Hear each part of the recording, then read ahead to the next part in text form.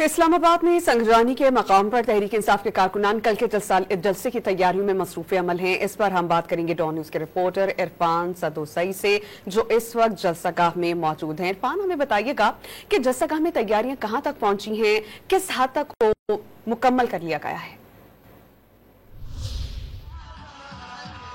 जी, मैं इस वक्त इस्लामाबाद में संगरानी के मुकाम के ऊपर मौजूद हूँ। इस जगह पे पाकिस्तान तहरीक इंसाफ कल जलसा करने जा रही है। जलसे के इंतजामात के हवाले से जो पाकिस्तान तहरीक इंसाफ के सीनियर लोग हैं, उन्होंने जलसागाह का दौरा किया है। जहाँ पे स्टेज लगाया जा रहा है उस जगह को देखा। इसके अलावा जहाँ पे कुर्सियाँ लगाई जानी हैं या जो दाखिली और खारजी रहे हैं उनका जायजा लिया गया।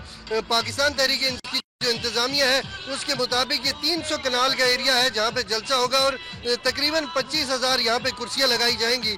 300 कनाल में उनके मुताबिक जो है वो कम अज़ कम यहाँ पे 50,000 लोग यहाँ पे होंगे, लेकिन इसके बारे में मुतज़ाद राय है। ख़ास करके ये जो जगह है ये खैबर पख्तूनख्वा के संगम के ऊपर मौजूद है और तवक्को यही है कि खैबर पख्तूनख्वा से आने वाले जो काफ़िले हैं वो बड़ी तादाद में यहाँ पे शरीक होंगे, जबकि पंजाब से और मुल्क के दीगर हिस्सों से भी काफ़िले रवा दवा हैं और लोग यहाँ पे पहुँच चुके हैं। दूसरी जानिब हुकूमत ने जो इस्लामाबाद के दाखिली और खारजी रास्ते हैं वहाँ पे रुकावटें लगा रखी हैं और हुकूमत की जानिब से कोशिश यही है कि जो जलसे के शुरा है वो जलसागाह तक ही महदूद रहे, इससे आगे ना जाएं। जी, बहुत शुक्रिया, आप हमें अपडेट कर रहे थे।